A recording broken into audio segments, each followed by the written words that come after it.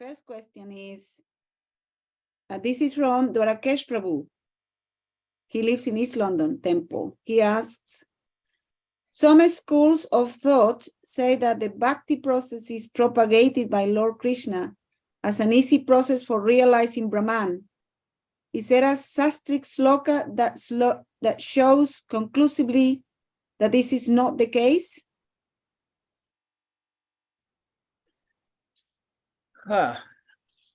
This seems like a contradictory question because it says they say Bhakti yoga is propagated by Lord Krishna. And then what's the second part?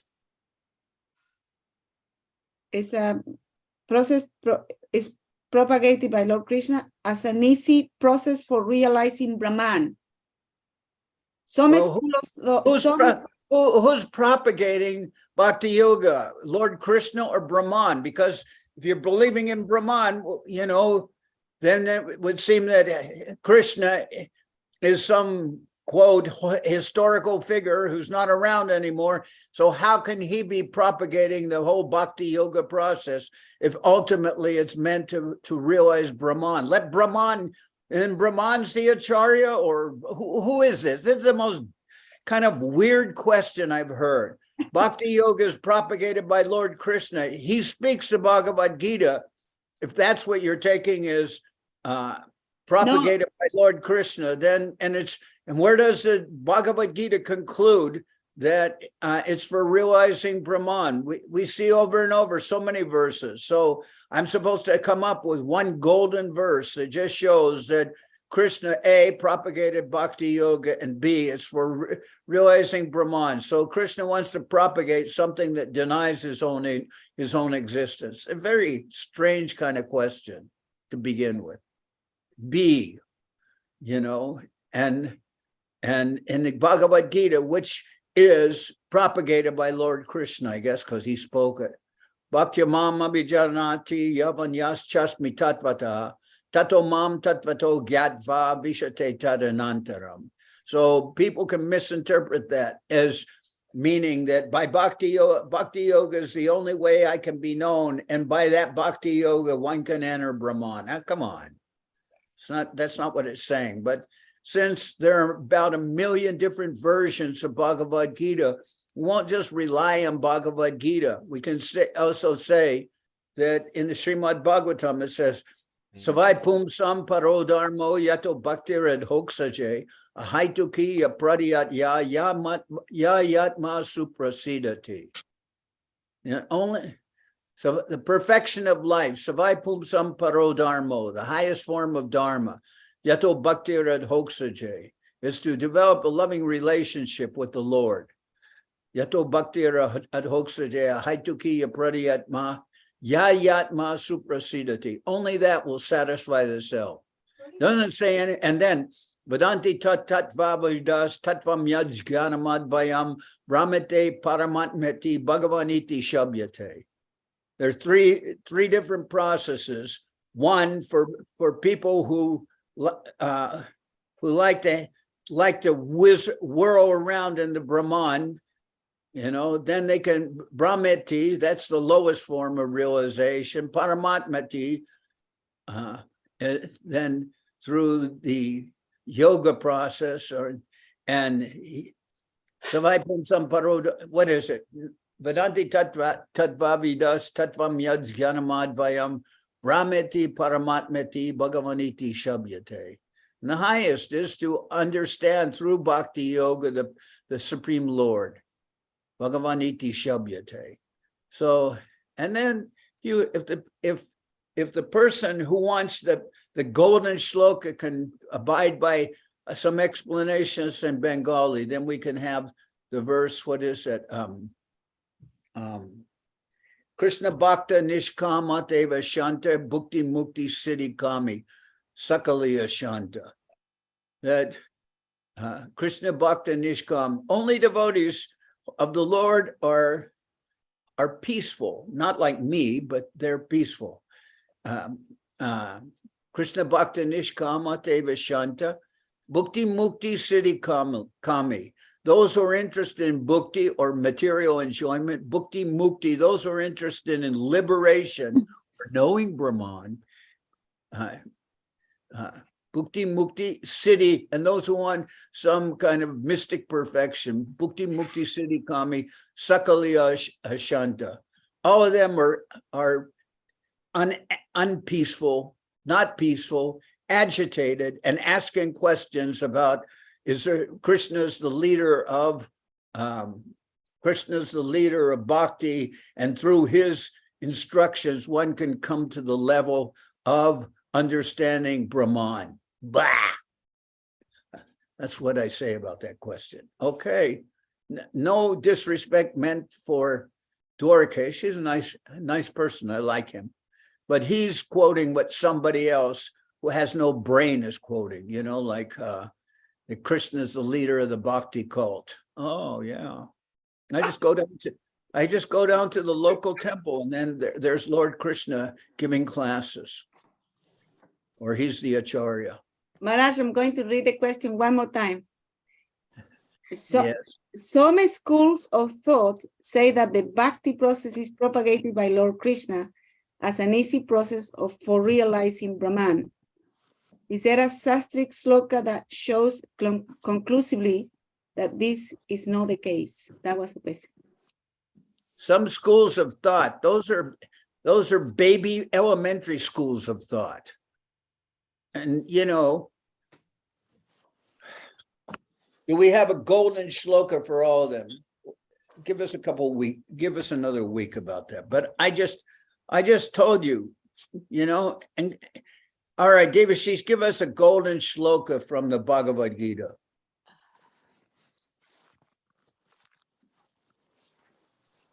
I don't know any slokas, Maharaj.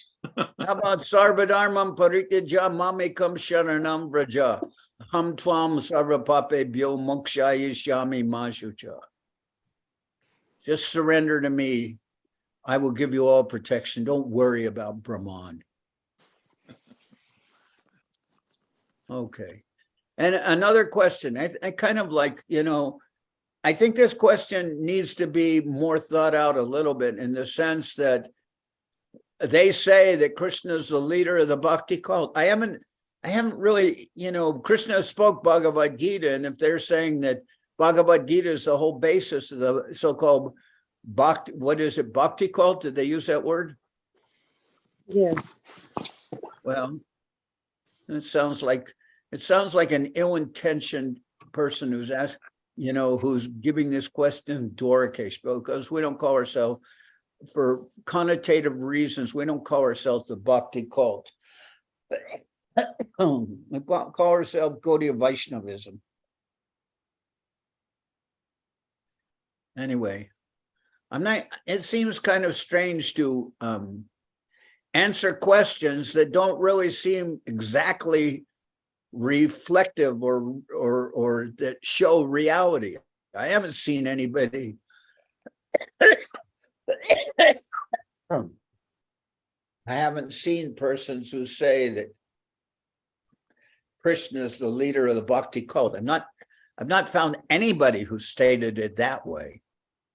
Krishna is the leader of the Bhakti cult. I mean, how, when and where? Where is Krishna the leader of the Bhakti cult? What is this? We do have a lot of different people coming to the temple with different conceptions. Yeah. Who's this? Oh, that's me, Maharaj. Dhanavat, Slavanya Mai, Devidesi. Someone's on the phone.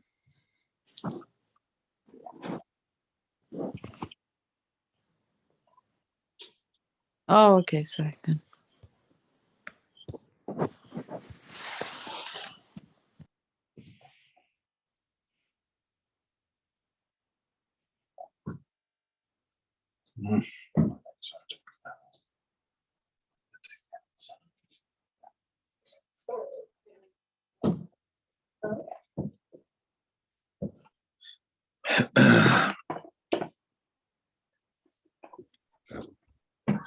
That was Krishna Priya, who stayed, you know, we have a Krishna Priya here too. No, and her daughter Damayanti stays here with her two daughters. And they told me, oh, well, she has some kind of pneumonia, so I don't know. Yeah. How are you? Yeah, good. But I don't have pneumonia. They tested me for everything, so.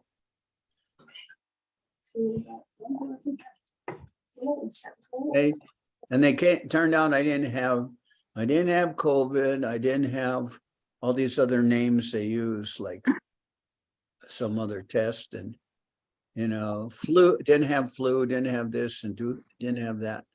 So they determined, I guess since I didn't have anything, I'm not really ill, and whatever I have is just in my mind.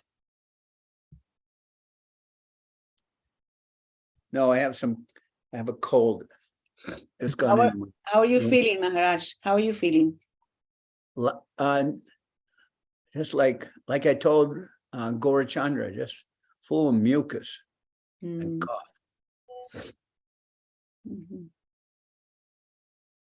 But at least my voice hasn't gone. I don't sound so hoarse, do I? No. No? Okay. That's all that counts. So regarding this Bhakti cult, I don't like the term Bhakti cult, but I haven't really run into anybody that says that Krishna is the leader of the Bhakti cult. I don't think it says Bhakti cult anywhere in that question, Maharaj. Don't know where you got that from. I just asked Saraswati, does it say Bhakti cult? And she said yes. No, I don't think it does. All right, read it again.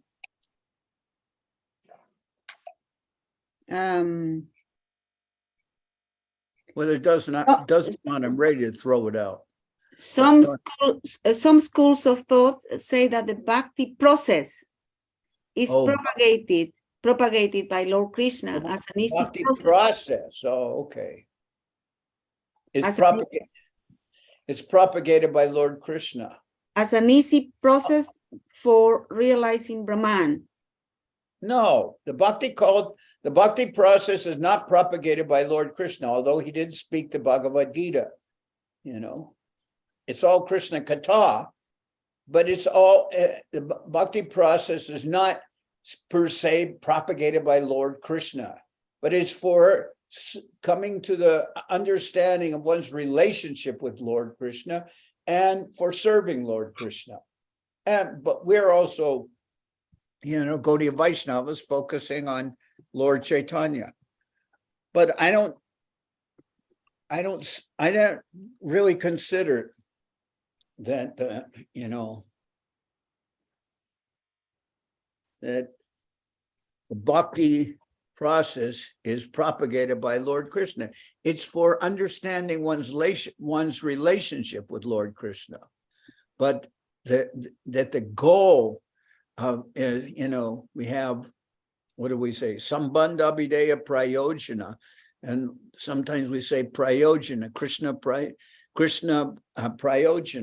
The goal of bhakti is for understanding one's relationship with the Lord and serving the Lord.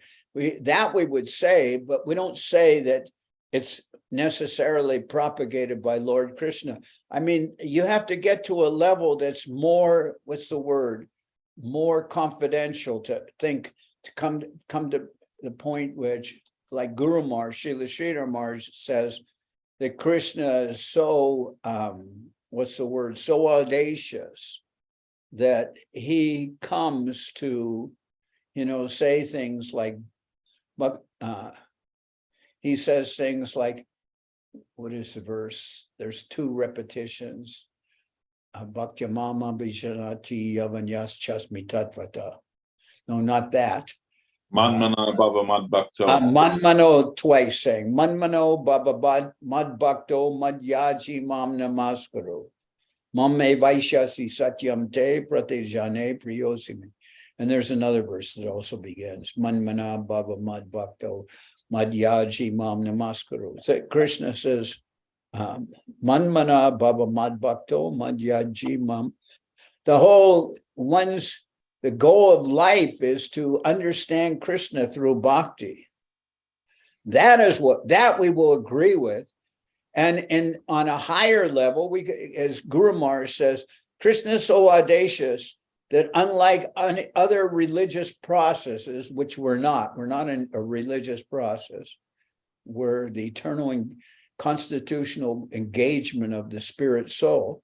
But, like Krishna directly comes in the Bhagavad Gita to say that your success in life will know me through devotional service. Now, if that, by those terms, as Guru Maharaj said, Krishna is so audacious that he comes to plead for himself for the benefit of all conditioned souls, for everyone, well, then we can say, okay, in that sense, Krishna propagates Bhakti Yoga, but only in the sense that he's that outspoken in the Bhagavad Gita that he tells you up front, although he does explain so many other processes, like the understanding of Brahman for pygmy brains and other, maybe that's too strong a term, but he does give other processes. It explains what they are, but then as he explains those other processes, he says, of course, the final word of all processes is to understand me. What's the verse that begins? I'm trying to think. There's, after he's explained Jnana Yoga and all these things, he says, but the highest form of knowledge is to understand me. What's the verse in Bhagavad Gita that starts like that?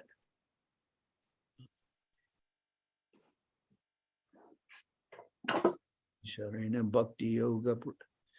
What's it?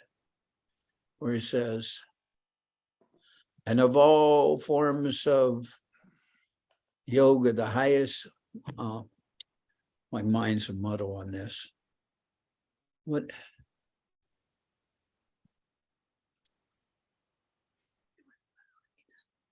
Other scriptures, we can find those verses where it says that after many births and there's so many verses I can cite where Krishna says that he's the highest, he's all that's to be known. Then he says that what is it? He goes through one whole chapter explaining, and then at the end of the chapter, he comes up with a comment. Can you help me out on that, Devashis? He's going. I'm not sure what that is, man. Oh, let me get a Gita. Maharaj, I just Googled it and I don't know if you're referring to chapter 6, text 47, Yoginam Api Sarvesham. Read the verse. And of all the yogis, he who always abides in me with great faith, worshipping me in transcendental loving service, is most intimately united with me in yoga and is the highest of all. That's like from the Gita as it is. Yeah, that's the verse. Yeah, he explains all these other processes. And in that chapter, he's explaining yoga. And at the end, he says, of course, of all yogis, he who knows me and worships me with great devotion, he's the highest of all. So, but he says that ultimately Krishna is explaining other processes like Gyan, Yoga, etc. But he's explaining, for instance, the process of karma yoga. He says, whatever you say, whatever you do, whatever you offer in sacrifice. He's explaining karma yoga, but he's saying of all activities, ultimately you're meant to offer everything to Krishna. He's explaining Jnana Yoga, but he's saying that, Krishna's a knower. He's the knower of the Vedas. What is it? Just give me 1 second. I'll get the verse in my mind again. He's saying, well, it's where it says, Vidais cha sarvairaham eva vedyo vedanta krit veda vedeva chaham. Sarvasya chaham ridi sanivishto mata gyanir mata. Sarvasya chaham ridi sanivishto mata. What's the next word? Oh.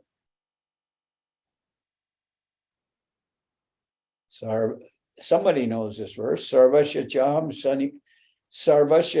ridi sanivishto mata gyanam apoanam cha sarvaisra. No, I'm getting mixed up on that.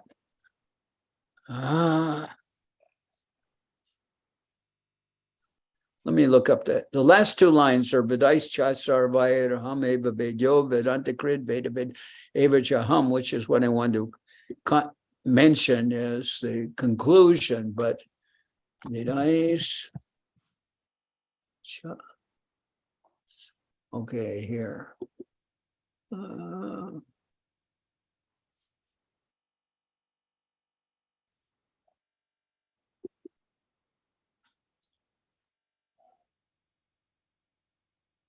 Sarvasya chaham ridi sanivishto mata smritir gyanam apoanam cha vidais cha sarvaraham eva vedyo vedanta krid veda vedeva chaham. I am seated in everyone's heart, and from me come remembrance, knowledge, and forgetfulness. By all the Vedas, I am to be known. Indeed, I am the compiler of Vedanta, and I am the knower of the Vedas. I mean, if someone understands even the title of Bhagavad Gita, you know, it's like, it's a song being sung by the Lord, or you can say it's a conversation between the Lord and his devotee. If one can even has a small particle of brain substance, then they can understand that Bhagavad Gita is understood by devotees. It's not understood by persons who think that Krishna is just a vehicle to get to the Brahman. You know? And then what is the verse? Bahunam janmanam ante gyanavam mam prapadyate vasudeva sarvamiti samahatma sadurlabha. How about that verse? I mean, I haven't got a golden egg verse that just says everything. So, but I have a million of them. So I think, you know,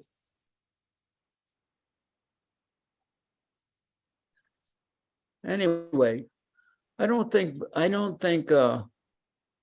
who sent this verse?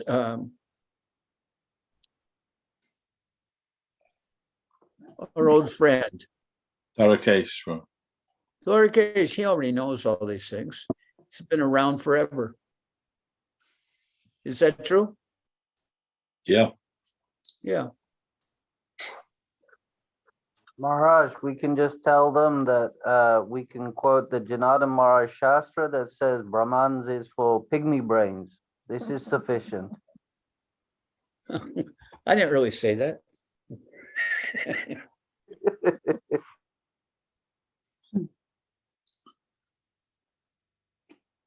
I'm trying to see.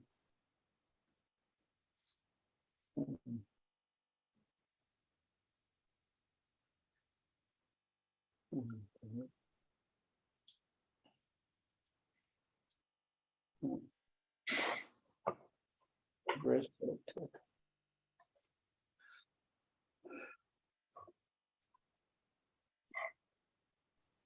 I mean, I think that one verse is pretty good. That it says that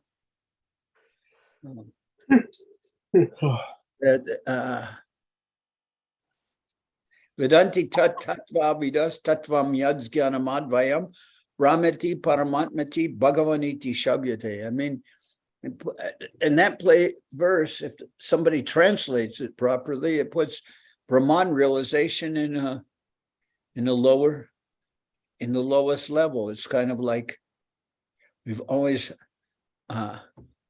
understood that one analogy, I believe, that was written by an Englishman about 3 blind people trying to, you know, grab different bodily parts of an elephant. Yes. Yes. Rasaraj, you raised your hand? There's actually 5 blind men. Oh, 5 blind men. One says, I thought it was just the tail, the trunk, and the legs. I thought it was 3 blind men. The ear also, and the tusk. Oh, the ear's a fan. And the what? The tusk also.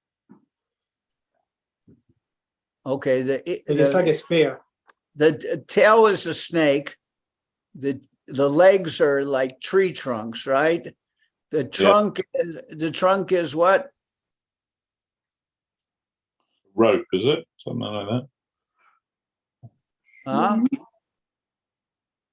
The trunk is like a what? Rope. Rope. A rope. The trunk is like a rope? No. Trunk is not like a rope. That can't be correct. Nobody could think the trunk is like a rope. I've got it here.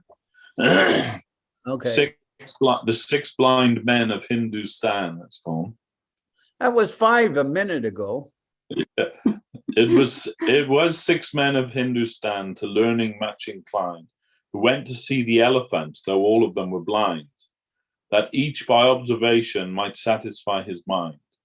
The first approached the elephant, and happening to fall upon his broad and sturdy side, at once began to bawl, God bless me, but the elephant is nothing but a wall. The second, feeling of the tusk, cried, Ho, what have we here? So very round and smooth and sharp. To me it's mighty clear. This wonder of an elephant is very like a spear. The third approached the animal, and happening to take the squirming trunk within his hands, I see, quoth he, the elephant is very like a snake. The fourth reached out his eager hand, and fell about the knee. What most this wondrous beast is like is mighty plain, quoth he. 'Tis clear enough, the elephant is very like a tree. The fifth, who chanced to touch the ear, said, E'en the blindest man can tell what this resembles most. Deny the fact who can. The marvel of an elephant is very like a fan. The sixth no sooner had begun about the beast to grope, then seizing on the swinging tail that fell within his scope, I see, quoth he, the elephant is very like a rope. And so these men of Hindustan disputed loud and long, each in his own opinion, exceeding stiff and strong, though each was partly in the right, and all were in the wrong. So oft in theological wars, the disputants, I ween, tread on in utter ignorance of what each other mean, and prate about the elephant that not one of them has seen. Who wrote that? That was written by, God, it doesn't say. All right, don't. Anyway, it doesn't matter. John Godfrey Sachs.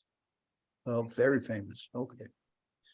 A group, here it is. A group of blind men heard that a strange animal. This is found in Buddhist, Hindu, and Jain texts. So anyway, I think there's versions of that in the Shastra, but a group of blind men heard that a strange animal called an elephant had been brought to the town, but none of them were aware of its shape and form. Out of curiosity, they said, we must inspect and know it by touch, of which we are capable. So they sought it out, and when they found it, they groped about it.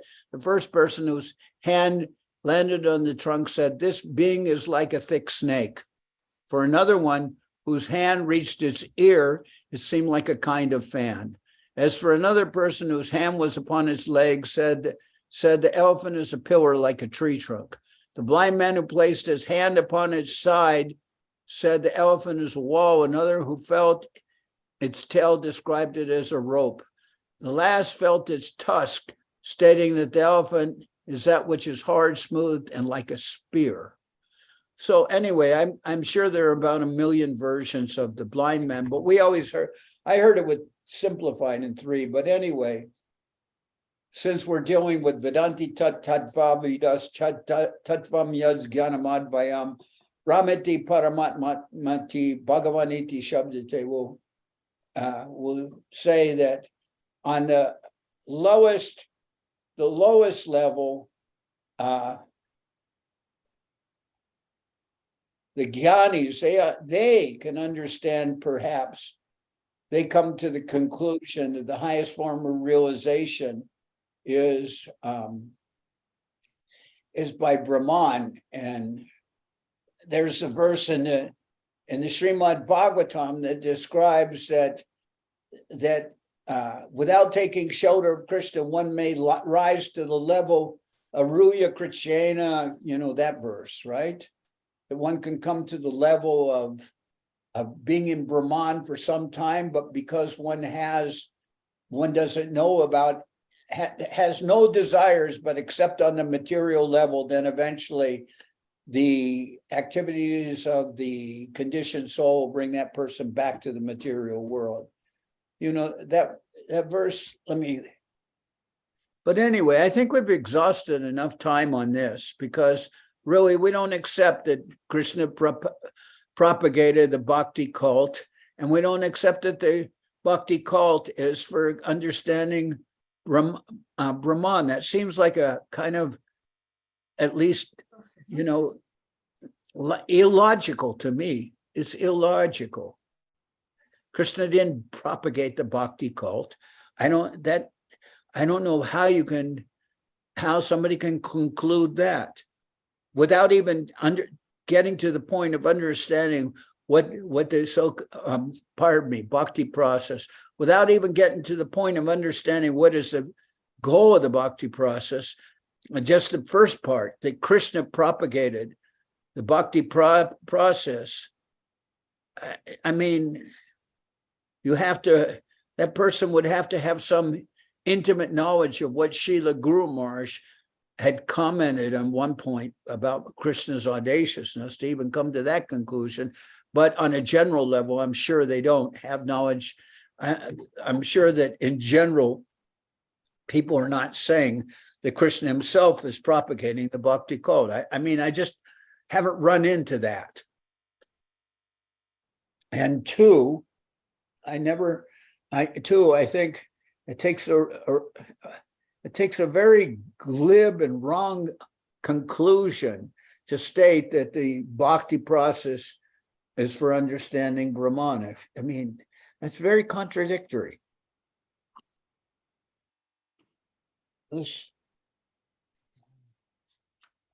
This whole statement to me seems like, if he's quoting somebody, it seems like a glib misunderstanding of what's actually there.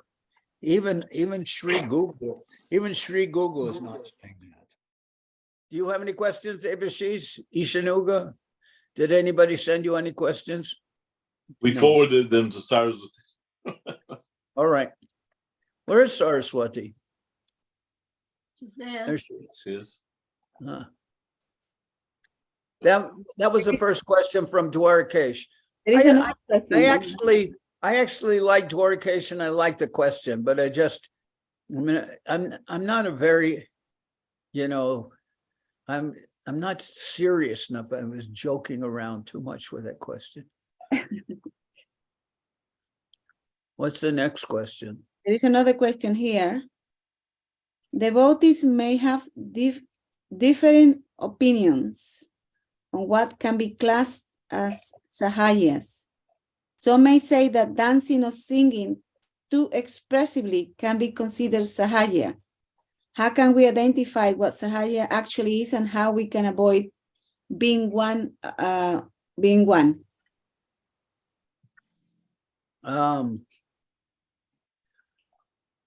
Well, it's a good question.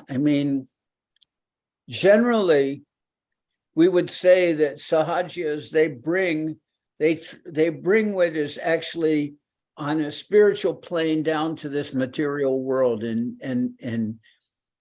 confuse, material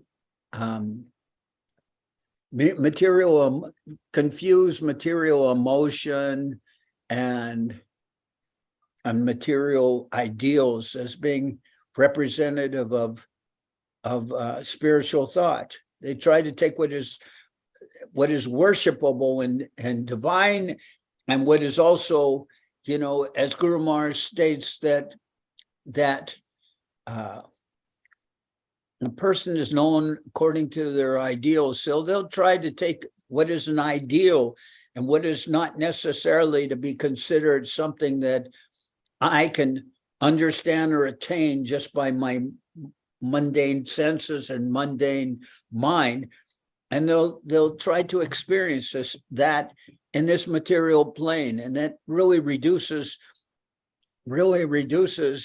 what is the value of one's ideal, what is the value of the spiritual plane. They're trying to bring it into this material tabernacle, so to speak. So that would be one way of considering, at least considering, what is Sahajiyaism. And then one of the expressions of Sahajiyaism is that they take what is considered, divine relationship between Krishna and, for instance, we worship Radha and Krishna, so they'll think that this worship between Radha and Krishna is a form of eroticism, or bring it. You can understand that it refers to bringing down to this material plane what is actually from the spiritual plane, and we can say that there are the levels of prakriti and adhoksaja and aprakriti. Though what is spiritual may appear to them as being something of this world, but that is their own confusion. So state again the question. How can we recognize what is Sahajiyaism? Well, I've been to programs where, you mentioned about dancing and what is the term used? Saraswati, what is the term in the question? Dancing and singing expressively. Yes, this is a question by Krishna Gopal here. Explain yourself, Krishna Gopal. Hare Krishna again, Dandawas Maharaj. I had a discussion with one devotee, and he told me that expressively dancing or singing is also like kind of being a Sahaja. And like if you're trying to sit when you're giving a lecture, you're trying to sit straight to make yourself look good, or you're trying to sing to sound good, then this is Sahaja. And so what got me confused is like well, that sounds a little puritanical. Go ahead. Yeah, because like then this would consider like all ISKCON Sahajas as well, because they really like to dance, they really like to sing. Like, so it's like for me it's a little bit confusing. Well, if you're in Bengal, for instance, the normal conception is that ladies shouldn't sing or dance practically. At least they shouldn't, and then they see some of our devotees, they like to sing and dance. So I guess they think that can be frowned upon, but we don't,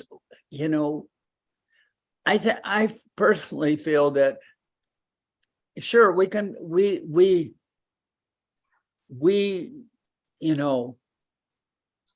don't want to become Sahajiyas, obviously. And if somebody is during kirtan or something is rolling on the ground, we may be a little suspect of that kind of a display of emotion. But because devotees sing or dance or sit up straightly, which I don't usually do, but to say they're Sahajas because they sing or dance, why? Some of the nicest things we remember from Gaur Purnima is some of the really exuberant and ecstatic kirtans that would go on in the temple. Now, some kirtans and some singing, you could say, well, Guru Maharaj didn't teach us those songs, and that way of expressing them is a little sahajiya. Well, we could, but that takes a person who can see and understand in that way. We may consider that that person is a little bit, maybe a more advanced devotee who can distinguish between the proper, what is nice singing and nice dancing and that which is a little bit, so to speak, over the top, which we might say is, a little sahajiya. But I've been to programs where some of the persons present, they were, at the program, there were some persons from, British Guyana, from Guyana. And then some of the ladies had ankle bells on, big ankle bells. And during the kirtan, they would dance and jump and everything, which seemed a little over the top. But at the same time, I think that the people were basically simple-hearted people, simple-hearted. That was their expression. And when we would say, well, that expression's a little bit too much for us. And I would say, yes, it is. But I don't want to be someone who condemns some persons for their innocence and their desire to participate. I don't. One thing I see about our acharyas, they're not. Govinda Maharaj, he used to say, my disease is that I believe in people. So I personally don't like to doubt somebody's sincerity, even if they may dance or sing in a way which I would consider is little sahajiya. But I would say, okay, they're innocent persons. I'm not going to go and criticize them because I don't want to doubt their sincerity. If it's one of our own devotees, well, maybe we won't say anything either, but we won't necessarily appreciate that particular way of singing or dancing or those particular songs that they're singing. And we may consider that a little sahajiya, but even then, we may not say anything to them, because if we say something to them, maybe they won't be able to accept our criticism. So on that basis, well, maybe as we saw with Srila Govinda Maharaj also, on some things, he would not necessarily be in agreement, but he would be a little silent about it. And that came to his expression when he said, I'm like Lord Jagannath. I have no arms, I have no legs, but I have eyes and I see everything. So the idea of no arms and no legs would convey to us that he's not necessarily taking any actions when he sees certain things, which may not be correct. He doesn't feel the need to say something. And Guru Maharaj said, the only one you can really criticize is yourself. But that doesn't mean that we're going to tolerate the introduction of Sahajiyaism into our mission. If it's something that needs to be corrected, then we can say something. But I wouldn't say that just because someone sings or dances, especially considering people in India, if they will say that a woman should not sing or dance, I would say, as we would say in Mexico, tu madre. Maybe who shouldn't sing and dance is your mother, but you see, that's a little bit of a nasty expression. But we would say, you understand what I'm saying? That's where is Krishna Gopal from? I'm from Russia, Maharaj. Okay. So I would agree with that expression, that statement, that those who sing or dance a little exuberantly or emotionally, they're Sahajiyas. What happens if they're just, they're somebody who is being very happy being with the devotees and singing and dancing? Why should they be singled out for criticism? Yeah. And somebody who sits up straight tries to sit up too straight. I don't know what that means. Keep a good posture, perhaps? Yeah, so if you keep good posture, you're Sahajiya. Why is that definition? Why is that a definition of Sahajiism? Well, because I think like you're trying to make yourself look better, especially like show off, especially when you're like sitting giving a lecture or giving a class in front of deities, in front of everyone else, and you're like sitting and you're trying to like show that you're like all this nice. Well, Good. I would say, for instance, when I'm talking to all of you, sometimes I'm not properly introducing too much, sarcasm or comedy, etc. And that's not, I don't think that's proper, but I don't think that should single me out for, ostracism.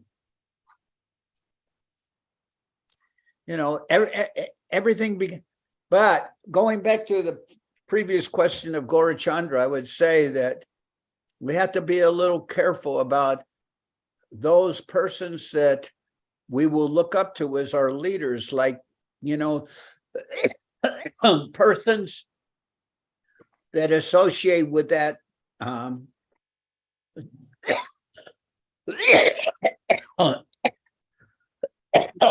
that teacher who Gaurachandra referred to by an initial that I won't repeat,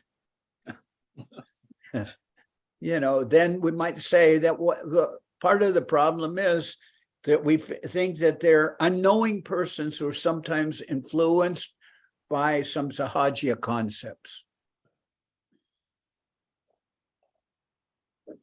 Like somebody said, and this is where I say a more concise form of Sahajiya expression is someone who says that union is higher than separation, which is against the statement of Srila Rupa Goswami. I would say that is Sahajiism, because Govinda Maharaj said even a baby goat knows about union, but the residents of Vrindavan worship Krishna in separation, and that's what Mahaprabhu taught.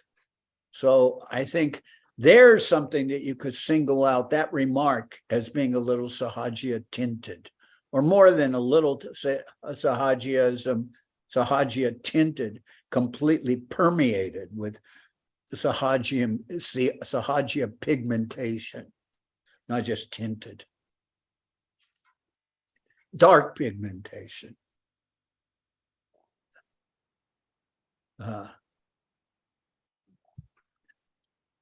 So am I kind of answering your question about, let's go back. Those are examples supposedly of Sahajiism, but what's the question? Read it again, Saraswati.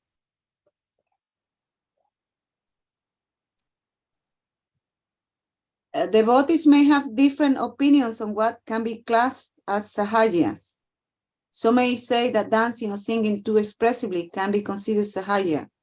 How can we identify what Sahajiya actually is and how we can avoid being one of them? Well, I think if we really want to identify what Sahajiism is, we can try to understand what our teachers, our acharyas, and those who are knowledgeable teach us about how is it Sahajiism expressed. Because apparently persons who are so-called knowledgeable, they sometimes come to the conclusion that that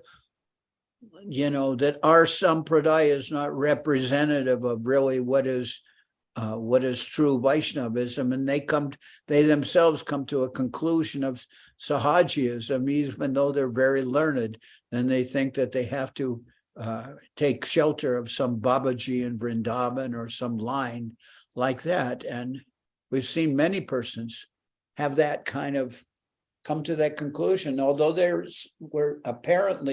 were stars on the horizon at one time within our mission. Right?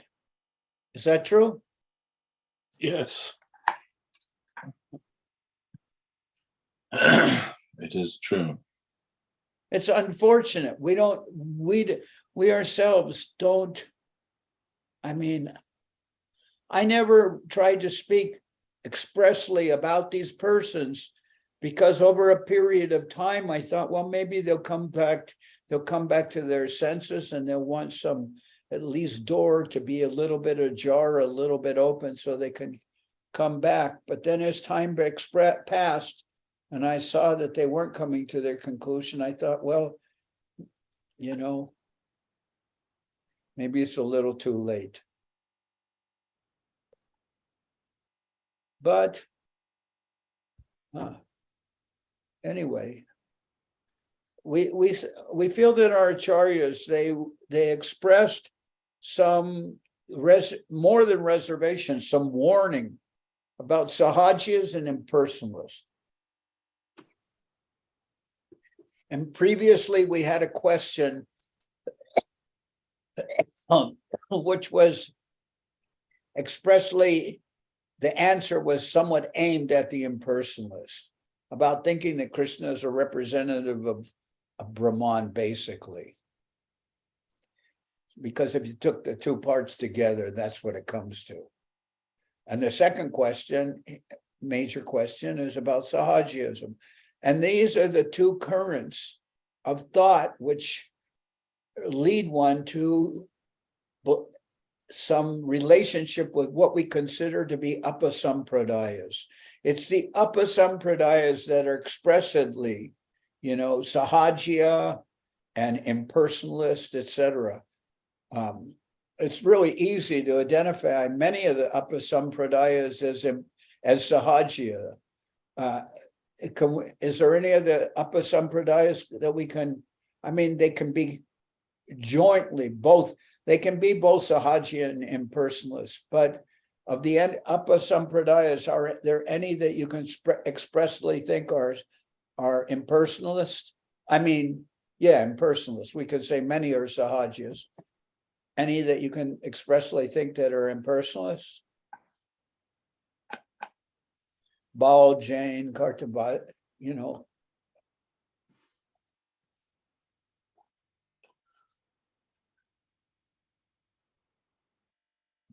It's hard to know what their ultimate idea is without studying their, you know, their teachings. It's hard to know what their ultimate idea. Okay. Yeah, but some of them we know that they ultimately are impersonalists because we can see some of them some of the men trying to dress in saris, and we would think, well, maybe that's an impersonalist expression.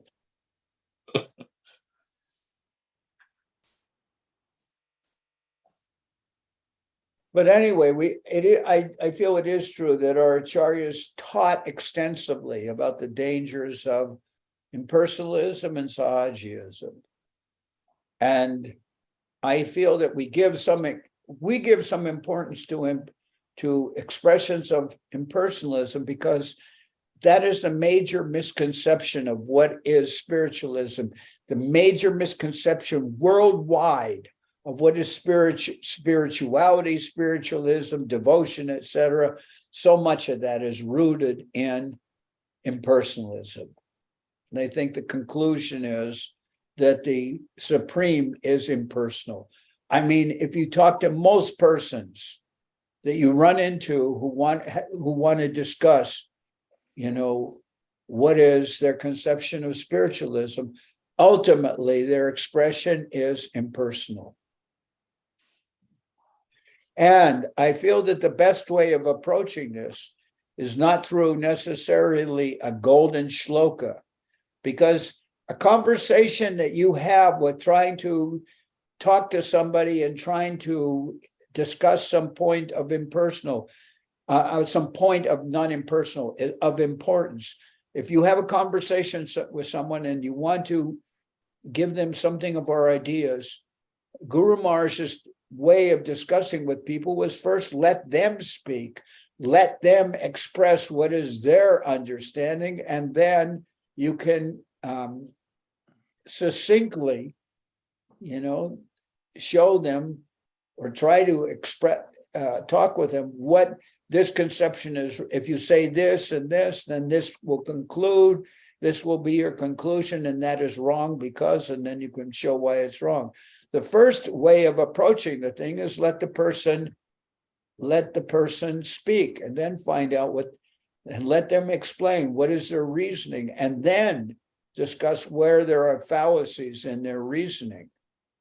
I would say that's, rather than think that you're going to have one verse that's going to dissipate or defeat them on every point. You may defeat them on various points, but let them first express what those points are.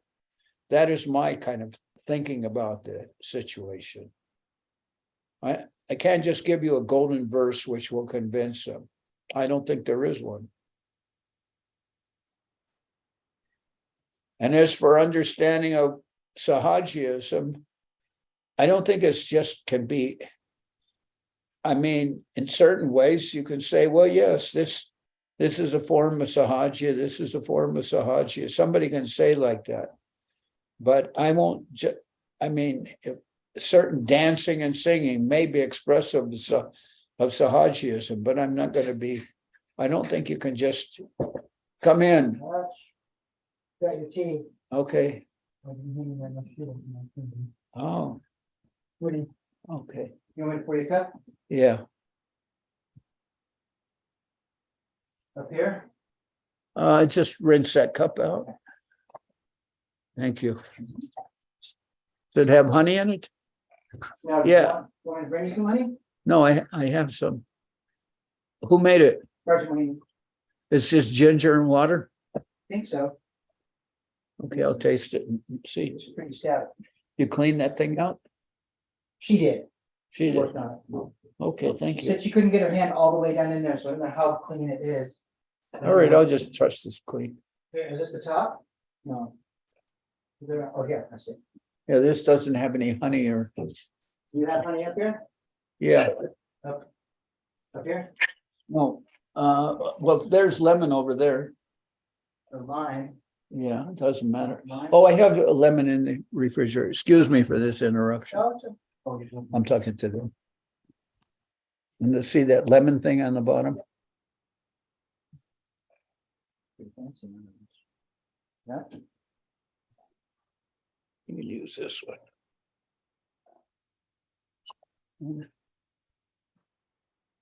No.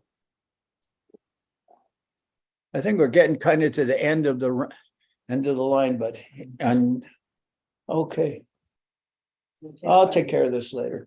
What about the honey? It's right there. Around the corner, around this corner. See? Yeah. Or that, the other one too. Want the other one? Yeah, right in front. Brown one. Okay. Yeah. Okay, thank you. You're welcome. All right, okay. So, what was I saying? I was talking about Sahajiyaism and impersonalism. And those are major themes that our acharyas were educating us about how to deal with persons, because the world is full of impersonalism and also Sahajiyaism.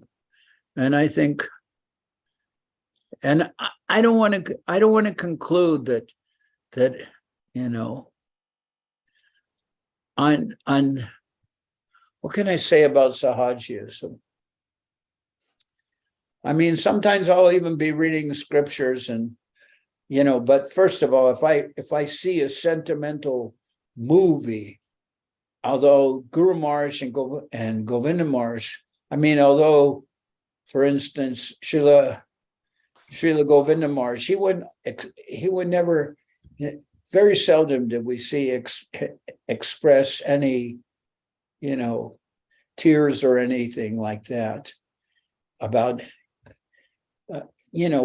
virtually anything he would discuss. Very seldom will we see expressions like that.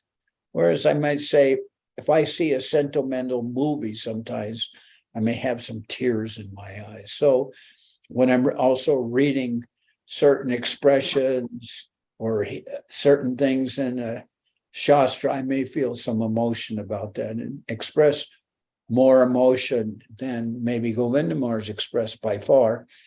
But sometimes I'll think to myself, this is not good, because this is indicative of Sahajiyaism to shed some tears when one is reading or something like that.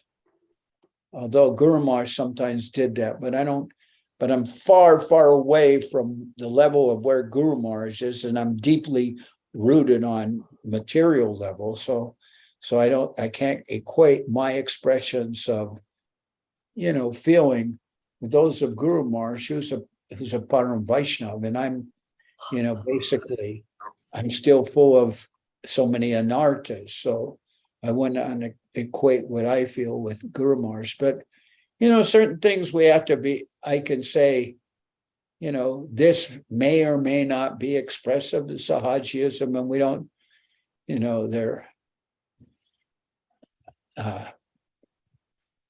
But singing and dancing, I don't know. I'm often happy seeing the devotees sing and dance. So I wouldn't want to be so condemn them so freely about, they're expressing themselves very emotionally. There must be Sahajiyaism. I'd say no. Why do you have to be so? Why do you have to be so judgmental? Why does someone have to be so judgmental that they're? I mean, there are many things that we can say, definitely, this is Sahajiya. We wouldn't necessarily like it if somebody comes into our temple and just starts rolling on the ground for about 2 minutes or so, even for 2 seconds. We wouldn't necessarily like that somebody rolls on the ground in our temple, which we sometimes have seen. Do you remember that example of somebody rolled on the ground? Who was it that went and kicked them? One of our teachers. Do you remember that example? I know that in at Bury Place there used to be a man that came there, and when they would open the curtains, he would faint on the floor, show some kind of ecstatic thing, and they asked Prabhupada, what should we do about this fellow? And Prabhupada said, kick him in the head. And if he doesn't, become angry or disturbed by that, then you should offer your obeisances to him, because it's probably real. All right. Well, I don't advise kicking anybody in the head. You could wind up sued so much you'd probably lose your property. But I saw in Navadvip one lady rolling on the ground, and Gurudev hit her with a cane. All right, but I remember it was something about one of our acharyas, maybe it was Gorakishore or someone. I thought it was somebody who kicked somebody who was rolling on the ground. But I mean, in other words, we generally don't like Sahajiyaism displayed in our temple where people are rolling on the ground or, falling down.